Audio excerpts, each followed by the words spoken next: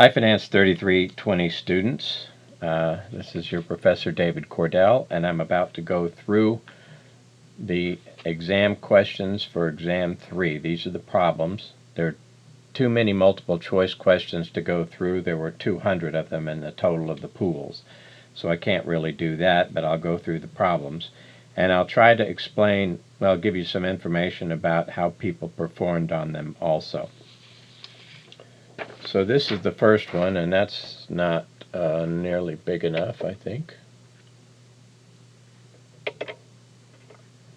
Okay, let's try that. I'll have to move the calculator back and forth, I guess. So this is a problem that I refer to as the erosion problem.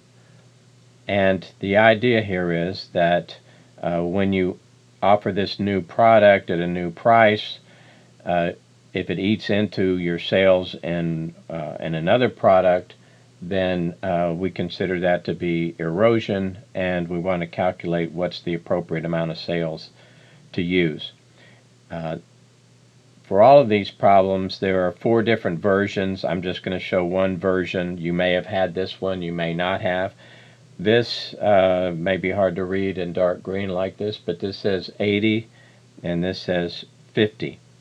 So what we're going to do is take the 10,000 of the new lower priced backpacks that are for $50 each, and they would generate sales of 10,000 times 50. But then we would lose sales of 3,000 of the higher priced backpacks at $80. So we would lose 3,000 times $80.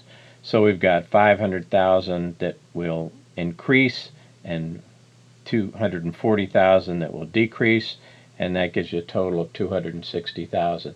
Again, the other problems were worded exactly the same. It's just the dollar amounts are different, but the solution approach is identical.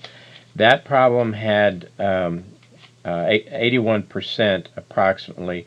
These are approximations. I didn't do it for all 3 classes, but about just figure 80% of the points people got on this problem, and it was only a 10-point problem.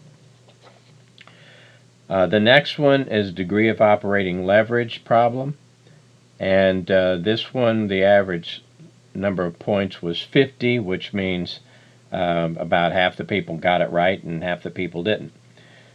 So the key here, there's some extra superfluous information here, and you have to know what's needed and what isn't needed for this kind of a problem, or any kind of a problem. And it's just the same way as it is in life. There's a whole lot of information out there, and you have to know enough to know which pieces of information are relevant and which aren't. But what we have to do here is calculate the operating cash flow that would give us a 0 NPV. That is, we're looking at the degree of operating leverage at the financial break-even level of output. Let me see if I can get it a little bit bigger. That's going to be about it. So we have to calculate that operating cash flows for 0 NPV. So we're going to take the initial investment amount, and this says $10,000, and that's the present value. That's our investment. And then we're going to figure out, well, what amount for these 4 years of operating cash flow discounted back to the present would give us $10,000, because that would give us a 0 NPV. So we just put 10,000 as our present value, 4 is our N, 8 is our I, and we compute the payment, and it's $3,019.21. And then we can use the formula in the textbook. I forget what page it's on, but it's on the top of a page on the left-hand side. I think it's in Chapter 11. But it's 1 plus fixed costs divided by operating cash flow. And the fixed costs are given as 7,000, and you calculate the operating cash flow, divide those 2 out, and don't forget to add 1. And with these numbers, it's 3.32. And I think I mentioned that about 50% got that right. I think that was a particularly hard problem, I think. This one is, we have to look at the calculation of mean and standard deviation, and then beta and r squared, and then geometric mean. And I'm going to go ahead and go through this one. If I can get this complete, that's not cool, but we'll give it our best shot. So I need to go into data mode. I'm going to clear everything out there, best I know how. And what we're going to do is put in all the cash flows, not cash flows, the rates of return for the S&P 500 and McLaughlin. We need McLaughlin for A and B, but we can't do C without putting in the S&P 500 numbers, and we can't do D without the S&P 500 numbers. We don't need them for this one. So we'll put the numbers in, and I'll try not to make a mistake. Here's where we are in data. And we've got 0.14, enter down, 0.21, enter down, 0.03, enter down, 0.03, change signs, enter down, 0.10, enter down, 0.20, enter down, 0.11, enter down, 0.15, enter down, 0.12, enter down, and another 0.12, enter down. And since I often lose track when I'm talking while I'm punching buttons, I'm going to go ahead and hit the down arrow here, and I see 14, 21, 3, minus 3, 10, 20, 11, 15, 12, 12. So I've got all my numbers in, and I'm looking down here, there's nothing else in there. And now I'll go second, stat. And I'm into linear regression. I'm going to go 5 is my N, and that's what I have, 5 items. I have a mean of 10. I have a standard deviation, sample version, and standard deviation population version. These are for the S&P 500, which I didn't ask about. And then we get down to McLaughlin. McLaughlin has 13%. Mean return, standard deviation, that's the sample. Sample is going to be larger than for the population because sample is dividing by n minus 1 and the population is dividing by n. And probably, actually, in something like this, this really is a sample, and probably it would be more appropriate to use the sample version, but I asked for the population version.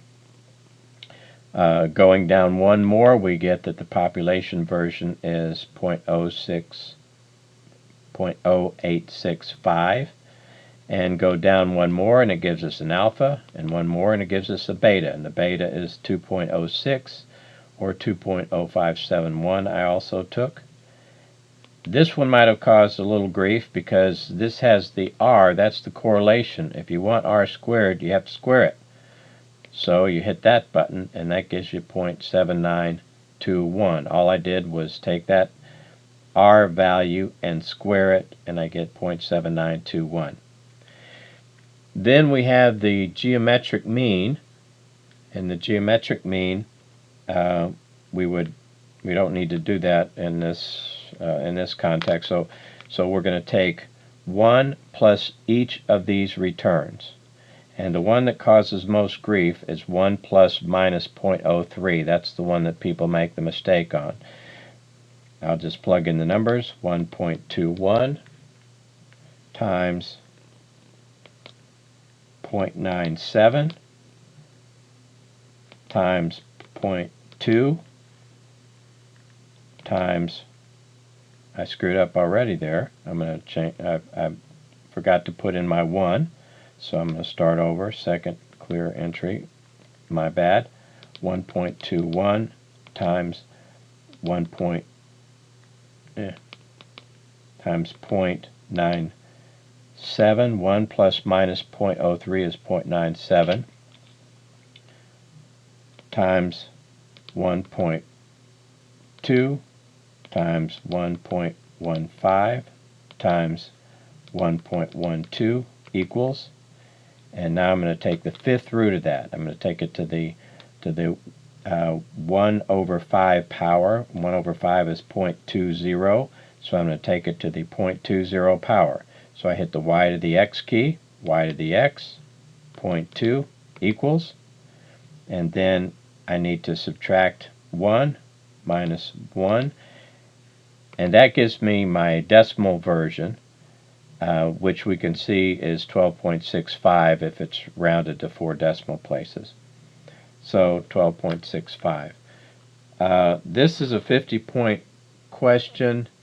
Let's see, that's 23, and people got about, on average, 64% of the points. So I'm not sure which they tended to miss, but if you got them all right, then you did well. This, I think, is the most time-consuming of the problems and the easiest to make a mistake on, even if you know what you're doing. So let's take a look at this line by line. So Karen's Antiques has these returns on equity in different economic situations. We've got a boom, normal, and a bust.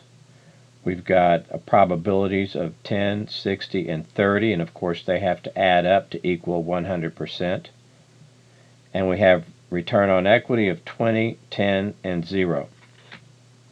So to get what our mean return is, and that's first thing it asks is mean return on equity, we take the probabilities times the returns on equity in all three cases, and then we add them up. So 0.1 times 20%, 0.02, and this shows 20%. It could have said 0.20.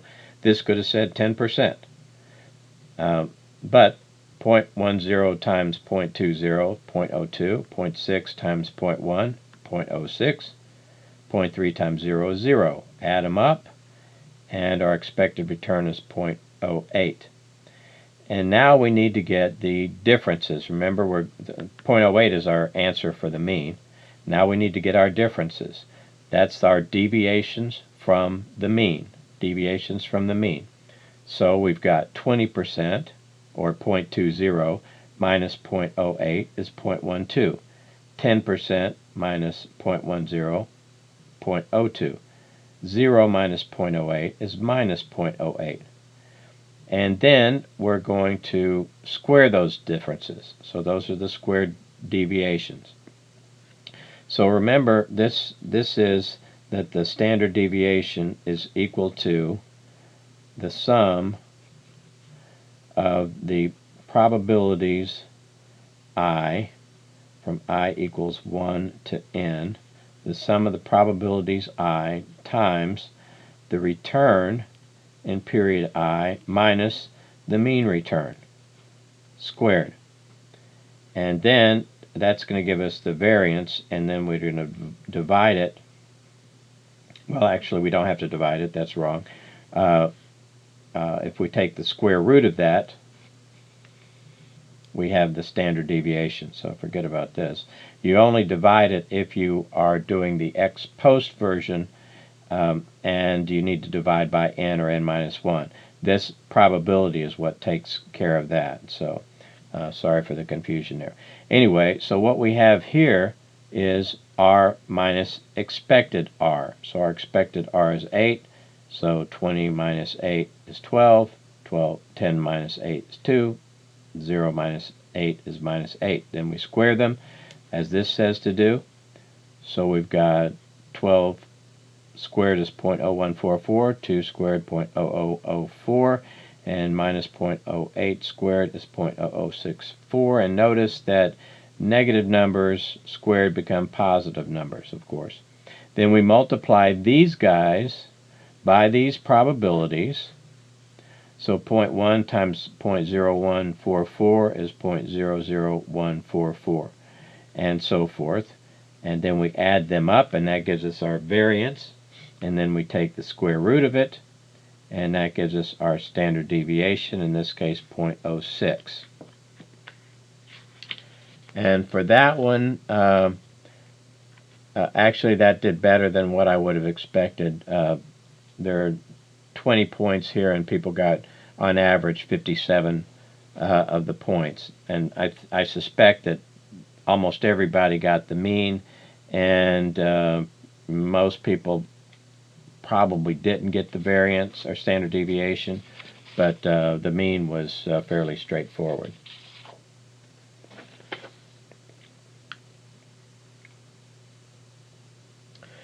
Okay, this next one is a sort of a scenario analysis question. They expect to sell 2,000 units, give or take 10%, at a price of $800 per unit, plus or minus 5%. Give or take 10% means the same thing as minus, plus or minus 10%. So these two are sort of different ways of saying the same thing. They give I gave other information that is not really relevant, and so if you didn't know what you were doing, you might have tried to plug something in there that didn't really fit. But let's go through what you're supposed to do. What is the sales revenue under the worst case scenario? Well, for the worst case scenario would be the worst number of units and the worst sale price. So the worst number of units is 10% less than 2,000 units. And that would be 2,000 times 0.9, and that's 1,800 units. So that's our worst units. Our worst price would be 5% less than $800. And that's the same as 0.95 times $800. So 1080 times 760 is $1,368,000. So that would be your sales in the worst case. Now, what's the contribution margin per unit under the best case scenario? The best case scenario would be $800 per unit times 1.05. That's our best price. And over here we have an expected variable cost of 300 and a plus or minus 4%. So our best case scenario for us would be the highest sales, 800 times 1.05, and the lowest variable cost per unit, which would be 300 times 0.96. And so we've got 840 would be our best price, 288 would be our best variable cost, and the difference is 552. And that one, there are 20 points here, and the average number of points was 14 points, so the average was 70 on this problem.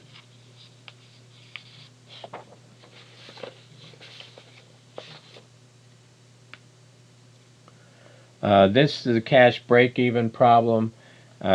This is the easiest problem of all of them, and also the easiest one to look up, I think. So we've got fixed costs of $60,000, depreciation of $38,500, which is what they refer to as a MacGuffin. 18 in variable cost, and $30 price. Weighted average cost of capital, and so we've got $60,000 in fixed costs, and we've got a price of 30 and a variable cost of 18. So our cash break even, fixed divided by price minus variable, 5,000. And that one, 92% on that one. So people knew what to do with that. Now we get to a couple of long problems. Weighted average cost of capital. So let's go through this. You're likely to get this in a you're likely to get any of this stuff on the final exam. So let's take a look. Bonds par value 1,000, coupon is 4.5%, mature in 10 years, price is $800. Okay, so we need a yield to maturity on this.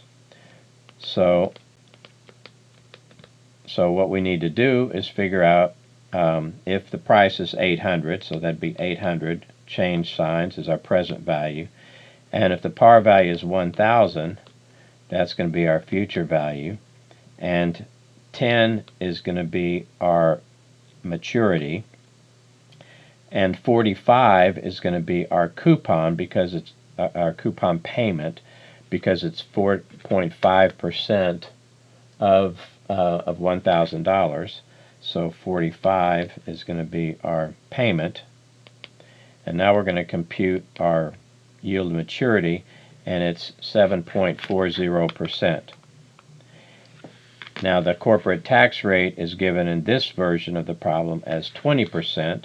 So we're going to multiply 7.40% by 1 minus 0.20, which is 0.08. Sorry, it's just 0.8. So times 0.8 equals 5.92 in this case. What is the cost of preferred? As mentioned in class, when we quote something and say, well, it's a 6% preferred stock, that 6% refers to the percentage of the par value. And in this case, the par value is 100.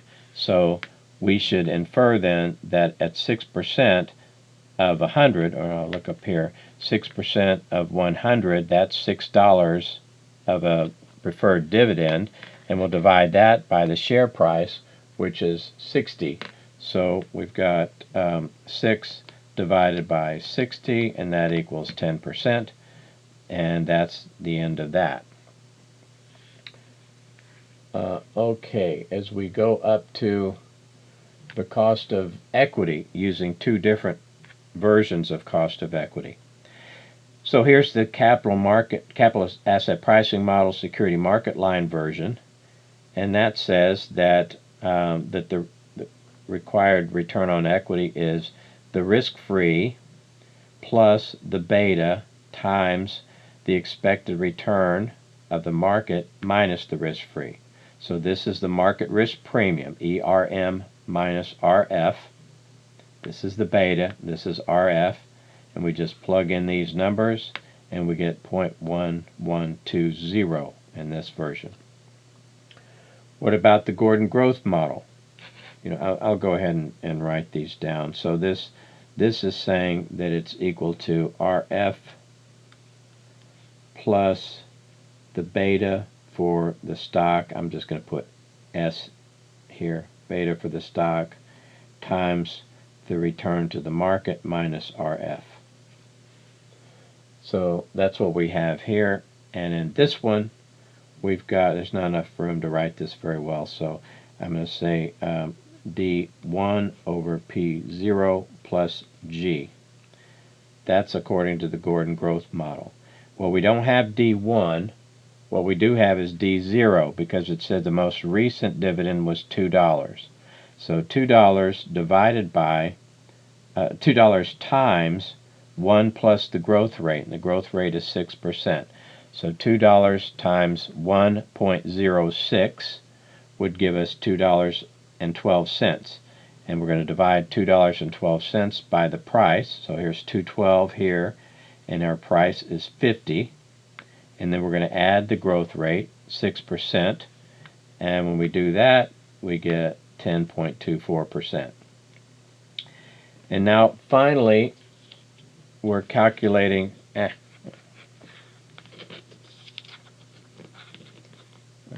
that wouldn't work. We're going to calculate the weights for the three categories, but I didn't ask for all three weights. On some of them, I asked for the common stock weight. On some of them, I asked for a preferred stock weight, and some I asked for the debt weight. And so we'll need to calculate all of them just to calculate the weight. We have to calculate all the dollar amounts to calculate whatever weight it was that you're required to calculate. And when we do that, we have to start by debt. We have 100,000 bonds with a market value of 800. So 100,000 bonds with a market value of 800. So when we multiply that out together, it's 100,000 times 800 is 80 million. Now for our preferred stock, we've got a million shares at $60 per share, because we're doing market values here. We're not doing book values. The problem in your book asked for both market both book and market values, but it's emphasized all along that it's market values that count. So we're going to take that million shares at $60 per share, a million times 60, 60 million. And now for common stock, we have 2,200,000 shares at $50 per share. So 2,200,000 shares times 50 is 110 million. And now we're going to add the three of them up, 80, 60, and 110, together 250 million. So if you had debt, if that's what was requested in the problem that you got, it was 80 divided by 250, 32%. For preferred, 60 divided by 250, 24%. And for common stock, 110 divided by 250, which is 44%. So 110 divided by, I hope I did this right, I had to make so many changes in this, 44% for equity. Now I didn't ask you to do this, and that's why it's in red. I don't know how well you can see this, but if I had asked weighted average cost of capital, it would have been a disaster, because all you need to have is one thing wrong in all of this, and it makes the answer wrong. So that's why I decided not to have you multiply this out. But I would take my 32% for the weight of debt and multiply by that by the after-tax cost of debt. And I take my weight for preferred, which is 24%, and multiply by my by my cost of preferred, 10%. And then it says, let's see, use the CAPM SML version for equity. So I would take 44% and multiply by the CAPM version of return to equity, which is 0.1120, and multiply that out. So we multiply all these guys out, we add them up, and we get 9.22%. But that was not asked. This problem, the average number of points was half of the points, and there are 50 points here, so the average number was 25. Honestly, I think this is something that you should have been able to get the points on this. True, there's opportunities to make mistakes, but I would expect people to do fairly well on this one. This next one, I'm showing this table down here. That was not asked for, but it might help in trying to see how this lays out. So Bernard Company is considering new project. Details: $400,000 for new fixed assets, $100,000 for additional net working capital, 4-year life. Fixed assets depreciated straight line to zero book value over the life of the project, but at the end of the project, the fixed assets could be sold for $50,000. Again, there are two different things. One is how much will it be worth on the books at the end, and the other is how much will it actually be worth at the end, the market value versus book value. Net working capital is returned at the end of the project. That's our $100,000. We get it back. Project is expected to generate sales of $500,000. Sum of fixed and variable cost is $300,000, and the tax rate is 30%. So what is the project's initial cash outflow? Well, it's $400,000 for the new fixed assets and $100,000 for the additional net working capital. So that's the amount that we would consider as being our outflow. Now, in actuality, we may be very well may be taking this from some other part of the company, which is likely, but it's still an opportunity cost, so we have to consider that as a cost, that net working capital.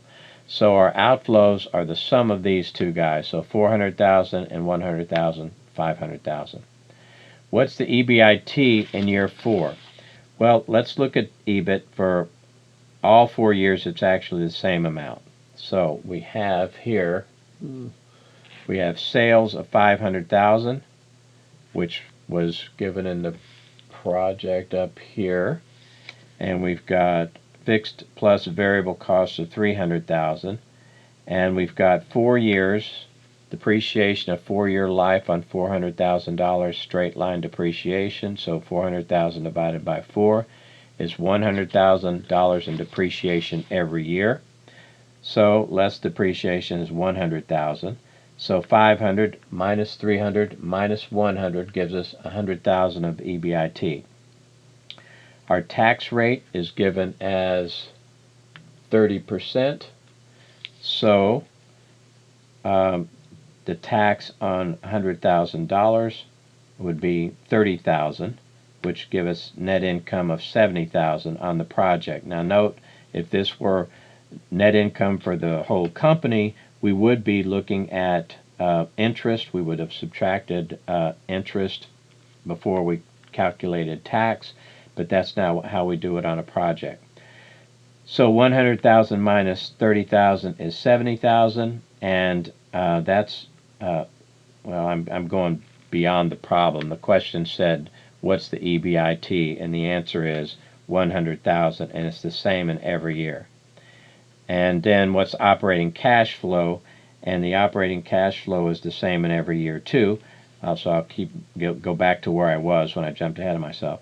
EBIT less income tax gives us net income of 170. And one of the versions of alternative versions of operating cash flow was to take net income and add depreciation. And if we do that, it's 70 plus 100 is 170.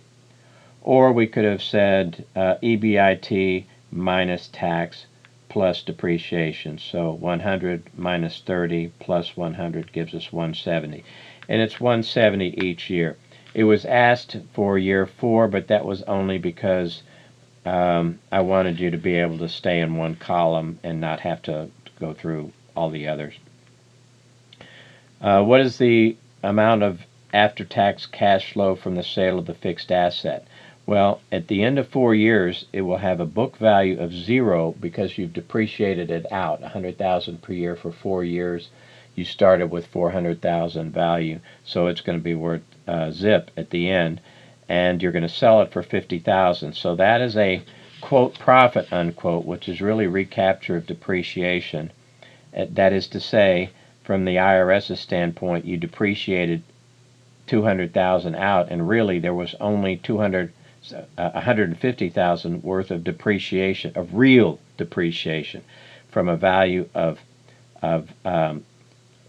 I didn't say that right. From a value of 400 down to 50 was actually a reduction of only 350,000. So the idea there is to this recaptured depreciation is the government saying we allowed you to deduct 400,000, but really it was only 350, so you need to essentially pay tax on that difference.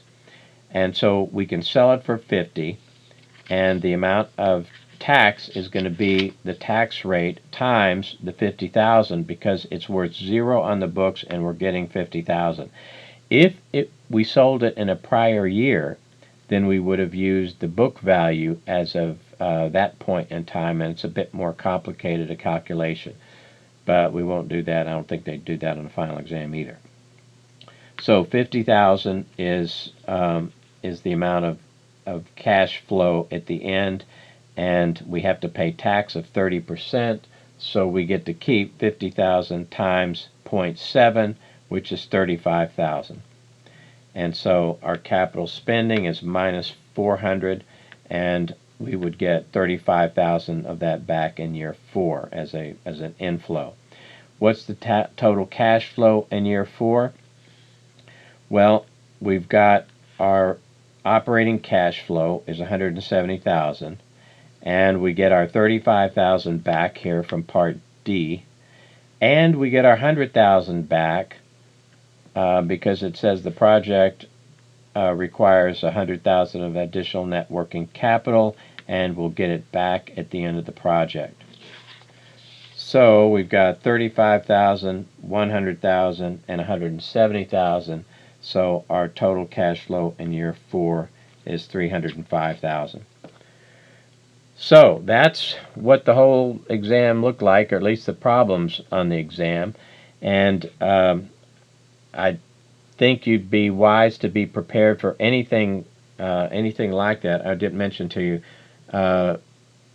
the average number of points on this was 54% of the total points, and it was a 50-point question, so that's, I don't know, 27 points, I guess, on average people got out of all of this.